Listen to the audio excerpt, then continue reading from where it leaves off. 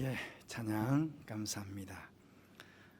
여러분들은 성경 읽기표대로 성경을 잘 읽고 계십니까?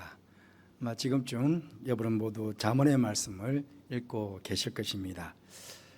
본래 이 잠언은 이스라엘 왕국 내에 미래의 이스라엘의 지도자가 될 젊은이들을 교육할 목적으로 그렇게 편찬된 책이라고 알려져 있습니다. 미래의 지도자는 결코 어리석으면 안 되었으며 무엇이 지혜로움인지를 잘 알아야만 했습니다. 하지만 여러분, 미래의 지도자만 어리석으면 안 되고 지혜로워야만 할까요? 아니죠. 모든 사람이, 특히 하나님의 자녀인 우리들은 더욱 지혜로운 사람들이 되어야 합니다. 여러분 어떻습니까? 스스로 생각하시기에 지혜로운 사람이라고 여러분은 생각이 드십니까? 오늘 하나님을 사랑하셔서 이 예배 자리에 나오신 여러분들은 분명 지혜로운 사람이면은 틀림이 없습니다. 그럼에도 하나님 앞에서 더욱 지혜로운 성도가 되기 위해서 다시 한번 잠언의 말씀을 통해 신앙을 새롭게 하는 그런 시간이 되었으면 좋겠습니다. 오늘 한 구절 말씀입니다. 한 구절 말씀이지만 이 말씀을 통해서 우리는 어떤 지혜로운 사람이 되어야 하는지도 잘 교훈을 받게 됩니다. 세 가지 말씀을 드리겠는데요. 첫째로는 지혜로운 사람은 여호와 하나님께서 어떤 분이신지를 잘 아는 사람입니다. 여러분들도 하나님을 잘 알고 계시죠. 성경에는 하나님께서 어떤 분이신지 아주 많이 계시해 주고 있습니다. 하나님께서는 천지 만물을 창조하신 분이시고 모든 만물의 주인이 되시며 만복의 권원이 되시고 어제나 오늘이나 영원토록 동일하신 분이시며 죄인된 우리들을 구원하시기 위해 당신의 아들을 십자가에 못 박아 죽이실 만큼 우리를 사랑하시는 분이시고 당신의 아들을 십자가에 못 박아 죽이실 만큼 죄를 미워하시는 공의로운 분이시며 우리의 생사 화복을 주관하시는 분이시고 악인에게는 벌을 의인에게는 복을 내리시는 분이시며 때로는 우리의 죄악으로 인해 우리에게 채찍을 드시지만 언제나 고치시고 삼으시고 회복시켜 주시는 분이시고 우리의 모든 간구에 응답해 주시는 분이시며 우리가 피할 바위시요 산승이시요 요새가 되시는 분이시고 우리에게 재물을 얻을 능력을 주실 뿐만 아니라 우리의 재물을 곳간에 채우게 하시는 분이시기도 합니다. 이 외에도 성경은 우리가 상상할 수 없을 정도로 위대하신 하나님을 계시해 주고 있습니다. 여러분, 세상에서 제일 어리석은 사람은 누구인지 아십니까? 바로 이런 위대하신 하나님을 모르고 자신이 죄인인 양 자신의 힘만을 믿고 세상을 살겠다는 사람입니다. 그런데 문제는 세상 사람들은 원래 그렇다 손 치더라도 하나님의 자녀라고 하는 우리들이 하나님을 잘 모른다면 그것이 더 큰 문제가 아니겠습니까? 호세아 선지자가 이렇게 경고하고 있습니다. 호세아 4장 1절 말씀에 이스라엘 자손들아 여호와의 말씀을 들으라.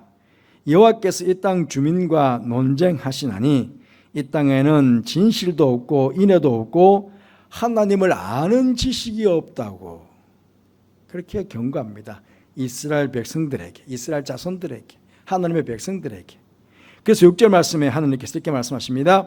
내 백성이 지식이 없으므로 망하는도다.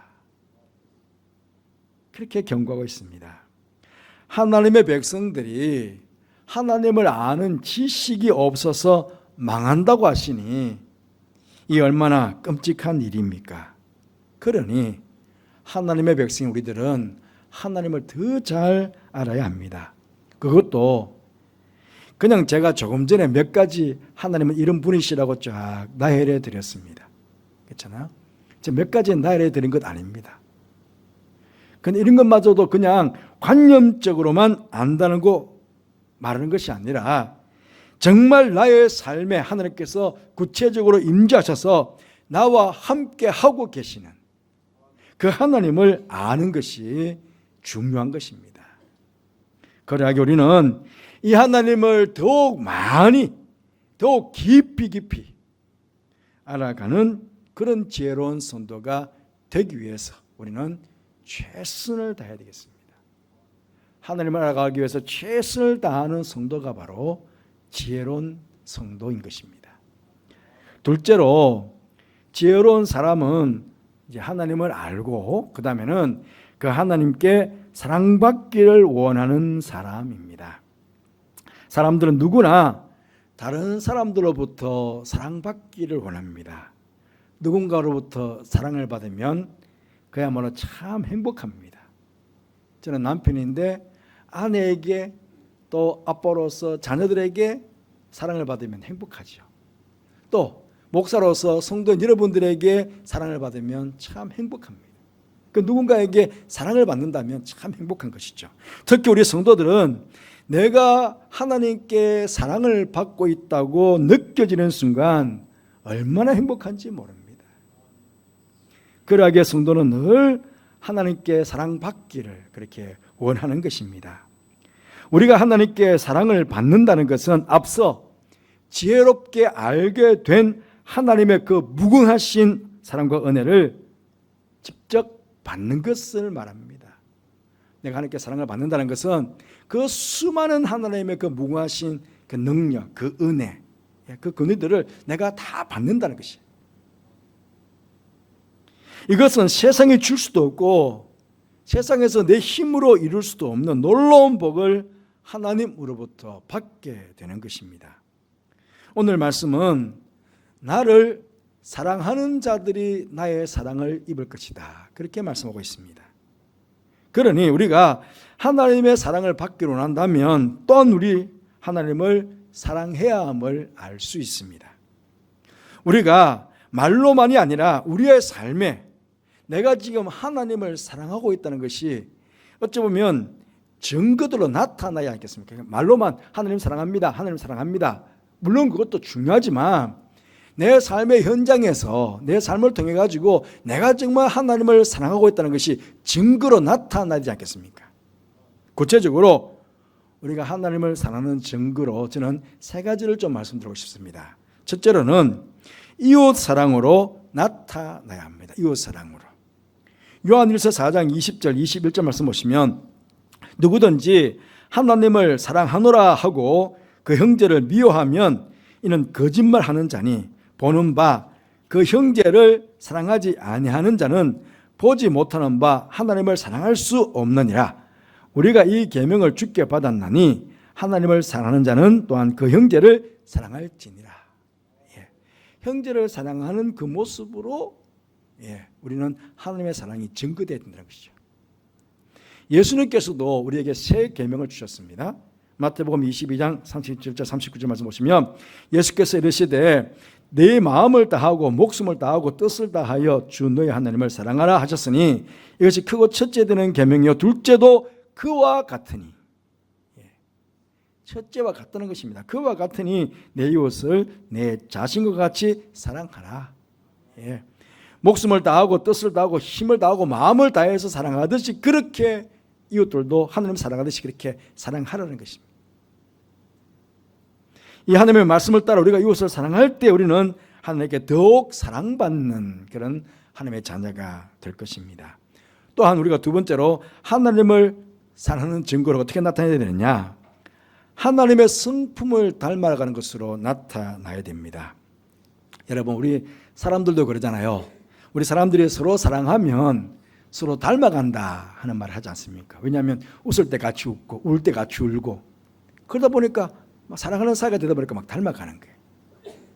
우리는 하나님의 형상대로 지음받은 사람입니다. 하나님의 형상대로 지음받기 때문에 더욱더 하나님을 닮아가는 그런 성도가 되어야 됩니다. 에베소서 5장 1절 말씀 보면 그러므로 사랑받는 자녀같이 너희는 하나님을 본받는 자가 되고 그랬습니다. 하나님께 사랑받는 자는 하나님을 본받는 자인데 바로 하나님의 성품을 닮아가는 것을 말합니다. 하나님의 성품 많이 있잖아요. 거룩하신 하나님, 사랑의 하나님, 자비의 하나님, 긍휼의 하나님, 관용의 하나님, 인내하시는 하나님, 성실하신 하나님 등등등등등 수많은 하나님의 성품이 성경에 나와 있습니다. 그 성품 마찬가지. 그 하나님의 성품이 나의 성품이 되어야 되는 거예요. 나의 성품이. 왜? 우리가 하나님의 형상대로 지음받았으니까. 그렇게 하나님께서 뭐라고 했습니까? 내가 거룩하니 너희도 거룩해라. 예. 그 하나님의 성품이 우리 안에 자리를 해야 된다는 것입니다. 그렇게 하나님의 성품을 닮아갈 때 우리 안에 뭐가 이루어집니까? 하나님의 나라가 이루어지는 거예요. 하나님의 나라 천국에. 그래서 기쁨과 평강이 마음속에 가득하게 되는 것입니다. 또 하나님을 사랑하는 증거로 세 번째로는 하나님의 말씀 온전히 순종함으로 나타나야 합니다. 요한일서 5장 3절 말씀 보시면 하나님을 사랑하는 것은 이것이니 우리가 그의 계명들을 지키는 것이라. 그의 계명들은 무거운 것이 아니로다 그랬습니다. 여러분, 하나님을 사랑하는 사람들은 하나님의 말씀, 그 계명을 지키게 되는데 그 계명, 그 말씀은 절대로 무거운 짐이 아니라는 것입니다. 내가 사랑하는 사람이 하는 이야기니까 그걸 내가 이루어주면서 얼마나 기뻐요. 예? 누가 사랑하는 사람이 나 이것 좀 해줬으면 좋겠어. 나 그게 무거워서 짐이 되는 사람이 있습니까? 내가 사랑하는데 예. 지나가는 말이라도 그걸 딱 듣고는 그대로 막 해주고 싶어 하잖아요. 사랑하니까. 그러니까 절대로 무거운 짐이 될 수가 없습니다. 무거운 멍에가 될 수가 없다는 거예요. 그 계명을 지킴으로 더욱 하나님의 사랑 안에 거하게 되는 것입니다. 예수님께서도 요한복음 14장 21절 말씀에 나의 계명을 지키는 자라야 나를 사랑하는 자니 나를 사랑하는 자는 내 아버지께 사랑을 받을 것이요 나도 그를 사랑하여 그에게 나를 나타내리라.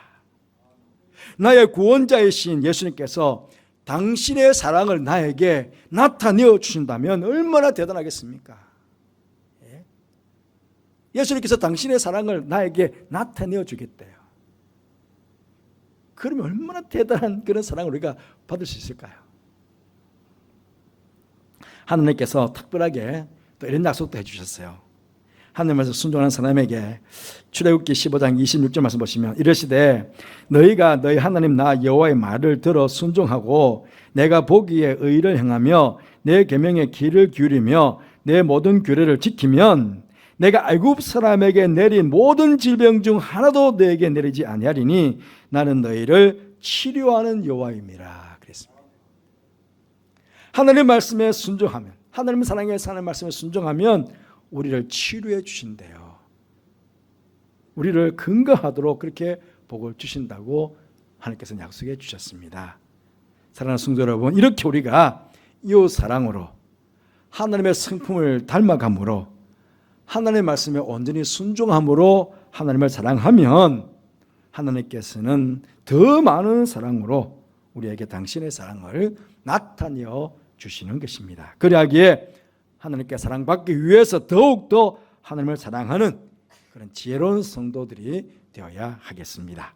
마지막 세 번째로 지혜로운 사람은 하나님을 만나기 위해서 간절히 하나님을 찾는 사람입니다. 우리가 세상을 살아가면서 누구를 만나느냐에 따라서 많은 다른 결과를 얻을 수가 있습니다. 좋은 만남을 통해 그의 인생이 더 좋은 인생으로 나아갈 수도 있고 나쁜 만남을 통해서 그의 인생이 나락으로 떨어질 수도 있습니다. 여러분, 만남 중에 가장 귀한 만남은 무엇일까요? 바로 나의 모든 것을 알고 계시는 하나님을 만나는 것입니다. 여러분, 하나님께서는 인류의 모든 사람들의 삶의 현장에 아니 계신 곳이 없습니다. 그래서 무소부재하신 하나님이라고 합니다. 이 인류가 거처하고 있는 이 모든 지구의 땅 안에 하나님은 편만히 충만하게 하나님께서는 거하고 계십니다. 하지만 그렇다고 해서 하나님께서는 아무나 만나주시는 분이 아니십니다. 우리가 지금까지 경험한 바대로 여러분, 성경에 보시면 때로는요, 관건적으로 자기는 만나고 싶지 않은데 관건적으로 만나주시는 경우가 있습니다. 사도 바울이 예수 믿는 사람들을 잡아오게 가두기 위해서 다메섹으로 갈 때에 예수님께서 만나주신 경우입니다. 이런 경우는 특히 드문 경우이고, 대개의 경우는 간절히 하나님을 찾는 자들에게 나타나셔서 만나주시고 그들에게 은혜를 베풀어 주시는 분이십니다. 그러하기에 우리의 신앙적 자세는 내가 여기 있고 하나님께서 나를 찾아와 만나주시기를 그렇게 요구하면 안 됩니다. 그럼 하나님이 나의 종처럼 되지 않습니까? 난 여기 딱 있고 말이죠. 하나님 오셔서 저를 만나주세요. 그 하나님이 쪼르륵쪼르륵 내 말에 순종해서 와야 되잖아요.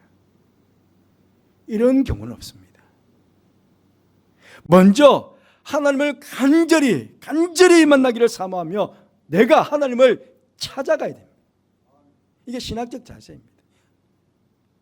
오늘 말씀에서도 나를 간절히 찾는 자가 나를 만날 것이라고 그렇게 말씀하고 있습니다. 여기 간절히가 주는 메시지가 아주 큽니다. 사람들은 하나님을 간절히 찾지도 않으면서도 자신들이 조금만 어려우면 슈퍼맨이 나타나듯이 하나님께서 짱 하고 나타나서 자신의 문제를 해결해 주기를 합니다. 하지만 우리는 그렇게 해서는 안 됩니다. 내가 먼저 하나님을 만나기 위해서 간절히 하나님을 찾아야 합니다.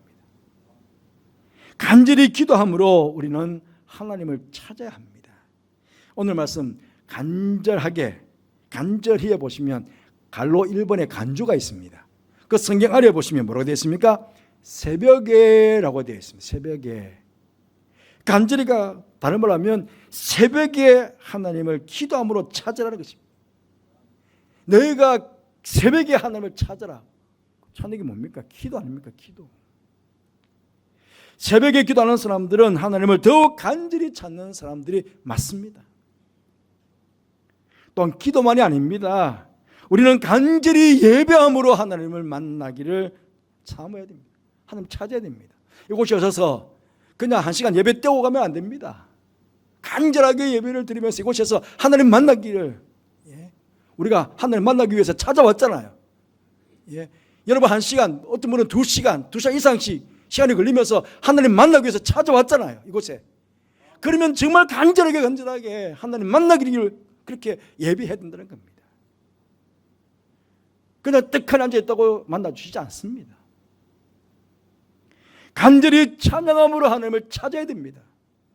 찬양 속에 거하시는 하나님을 그러지 않습니까? 간절히 말씀을 듣고 읽고 묵상함으로 말씀 속에 있는 하나님을 찾아야 됩니다. 그럴 때 만나주시는 거거든요. 하나님께서는 모든 곳에 계시지만 간절히 찾는 바로 거기에, 간절히 찾는 사람 바로 거기에 계셔서 간절히 찾는 자들에게 놀랍게 만나주시고 당신의 위대한 사랑을 체험하게 하시며 최고의 행복을 누리며 살도록 그렇게 만들어주시는 분이십니다. 여기에는요 차별 없습니다. 목사님 저에게는 더 많은 사랑을 주시고 평신도 여러분의 사랑을 지켜주고 그러지 않습니다. 남, 여, 노, 소 가장 어린아이 유치부 아이들도 하나님을 찾으면 그 아이 만나주십니다. 지위 고하를 막론하고 오래 믿었든지 처음 믿었던 초신자인지 하나님은 차별 없으신 분이십니다. 누구라도 하나님은 간절히 찾는 자 그러면 만나주시고 위대하신 하나님의 그 사랑을 체험하고 그렇게 살도록 최고의 행복을 누리면서 살도록 그렇게 복을 주실 것입니다. 그러하게 하나님을 만나기 위해서 더욱 기도와 예배와 찬양과 말씀 생활에 힘을 쏟는 그런 지혜로운 성도들이 되시기를 간절히 바라겠습니다. 사랑하는 성도 여러분, 한 구절의 말씀입니다. 하지만 우리가 여호와 하나님을 사랑하고 간절히 찾음으로 말미암아 하나님의 큰 사랑을 받고 하나님을 만나는 감격을 삶의 자리에서 날마다 때마다 누리면서 살아가는 축복된 성도가 되시기를 주님의 이름으로 축복합니다. 우리 함께 결단하며 기도하겠습니다.